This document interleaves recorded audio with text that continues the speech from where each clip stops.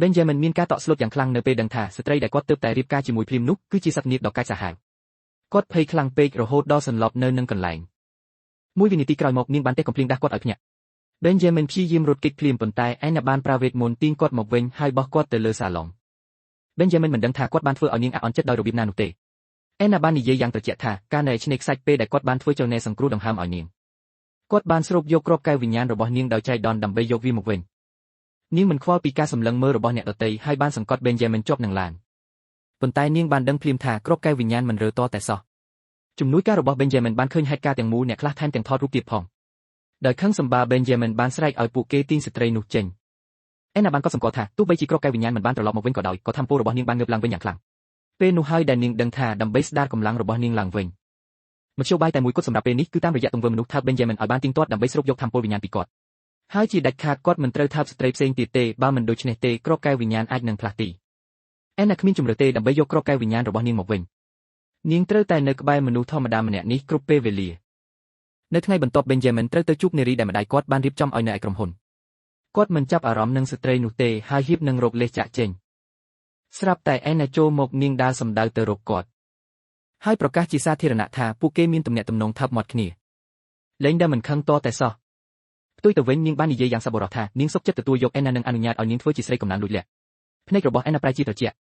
់នាងបានយកពេងតែរបស់នាងហើយជិះវាចំមុខរបស់លេងណានាងចាប់ចង្កា Benjamin ហើយប្រកាសយ៉ាងត្រជាក់ថាគាត់ជារបស់នាងបើគ្មានការអនុញ្ញាតពីនាងគាត់មិនត្រូវបានអនុញ្ញាតឲ្យមានទំនាក់ទំនងស្និទ្ធស្នាលជាមួយនរណាម្នាក់ឡើយ Benjamin មានអារម្មណ៍ដានតឹងយ៉ាងខ្លាំងចំពោះការបង្ខំឲ្យស្រឡាញ់ភ្លាមនេះបេះដូងរបស់គាត់លោតញាប់យ៉ាងខ្លាំង Anna ក៏អាចមានអារម្មណ៍ដឹងដែរគ្រាប់កែវវិញ្ញាណនៅក្នុងខ្លួនរបស់គាត់កំពុងសកម្មដោយសារតែការរំជើបរំជួលផ្លូវចិត្តរបស់គាត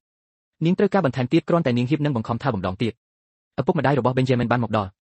ពួកគេមកដើម្បីមើលការណាត់ជួបប៉ុន្តែបែរជាបានឃើញភាពវឹកវរនេះទៅវិញកូនចៅតូចរបស់ Anna បានឆ្លៀតឱកាសនោះស្ទុះទៅមុខអបជើង Benjamin ហើយយំយ៉ាងខ្លាំងដោយចោទប្រកាន់គាត់ថាបានបោះបង់ប្រពន្ធនិងកូនឪពុកម្ដាយរបស់ Benjamin សប្បាយចិត្តជាខ្លាំងមិនត្រឹមតែពួកគេមានកូនប្រសារស្រីភ្លាមនោះទេពួកគេថែមទាំងទទួលបានចៅប្រុសដោយឥតគិតថ្លៃទៀតផងដោយមិនខ្វល់ពីការបកស្រាយដ៏ច្របូកច្របល់របស់ Benjamin ពួកគេបានបង្ខំនាំ Anna និងក្មេងតូចនោះទៅផ្ទះ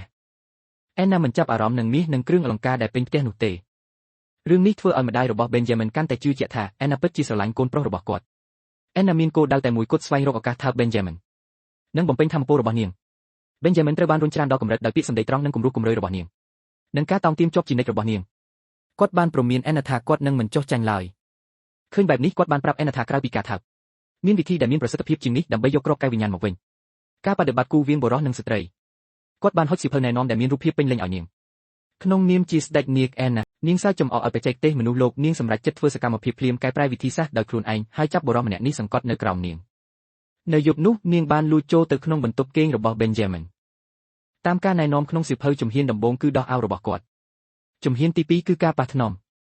Benjamin ភ្ញាក់ឡើងដោយភាពតក់ស្លុតហើយឃើញ Anna នៅក្បែរគ្រែរបស់គាត់បានព្យាយាមរើបម្រាយយ៉ាងខ្លាំងស្ថានភាពបានប្រែជាច្របូកច្របល់យ៉ាងឆាប់រហ័សនៅទីបំផុតការប៉ុនប៉ងលើកទី2របស់ Anna ដើម្បីយកគុជព្រលឹងមកវិញបានបរាជ័យម្ដងទៀត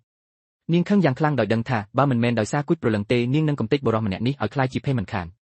ថ្ងៃបន្ទាប់ Benjamin ដែលមានស្នាមខ្មៅក្រោមភ្នែកបានត្អូញត្អែប្រាប់ឪពុកម្ដាយគាត់ថា Anna បានឡើងមកលើគ្រែរបស់គាត់នៅពេលយប់ប៉ុន្តែឪពុកម្ដាយរបស់គាត់ជឿថានេះគ្រាន់តែជាចំណងស្នេហានៃយុវវ័យហើយថែមទាំងចាប់ផ្ដើមរំលឹកពីអតីតកាលស្នេហារបស់ពួកគាត់ទៀតផង Benjamin អស់យោបល់ទាំងស្រុងគាត់បានសម្រេចចិត្តច្បាស់លាស់គាត់ត្រូវតែកម្ចាត់ស្ត្រីឈួតម្នាក់នេះឲ្យបានឆាប់តាមដែលអាចធ្វើទៅបានប៉ុន្តែ Anna បានតាមគាត់ទៅដល់ក្រុមហ៊ុននាងបានឈររាំងផ្លូវគាត់ដោយសម្លឹងមើលគាត់មិនដាក់ភ្នែកការថើបមិនត្រូវបានអនុញ្ញាតការបដិបត្តិគូក៏មិនដំណើរការដែរនាងគ្រាន់តែចង់ដឹងថាតើពេលណាទើបគាត់ប្រគល់របស់ដែលជារបស់នាងមកវិញនៅពេលនោះ Benjamin ត្រូវបានឡោមព័ទ្ធនៅតាមផ្លូវដោយក្រុមកម្មករសំណងមួយក្រុមគាត់បានមើលធ្លុះស្ថានភាពភ្លាមនេះច្បាស់ណាស់ថាជាស្នាដៃរបស់ Jack ដែលជាអតីតអ្នកគ្រប់គ្រងគម្រោងរបស់គាត់នៅពីក្រោយខ្នងនៅក្នុងភាពវឹកវរនោះ Anna បានស្ទុះចេញមកហើយយកខ្លួនទៅរងដុំអត់ដែលហោះមក Benjamin បានចាប់នាងពេលនាងដួលនាងមានសំណូមពរតែមួយគត់ថើបនាង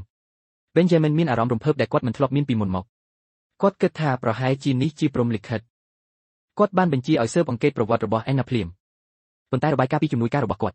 Anna មិនមែនជាអ្នកមានឬវណ្ណៈកណ្ដាលទេនាងគ្រាន់តែជាស្ត្រីសាមញ្ញម្នាក់សាមញ្ញបំផុតអ្វីដែលធ្ងន់ធ្ងរជាងនេះកាលពី5ឆ្នាំមុននាងត្រូវបានបញ្ជូនទៅមន្ទីរពេទ្យដោយសារជំងឺភ័យខ្លាចធ្ងន់ធ្ងរ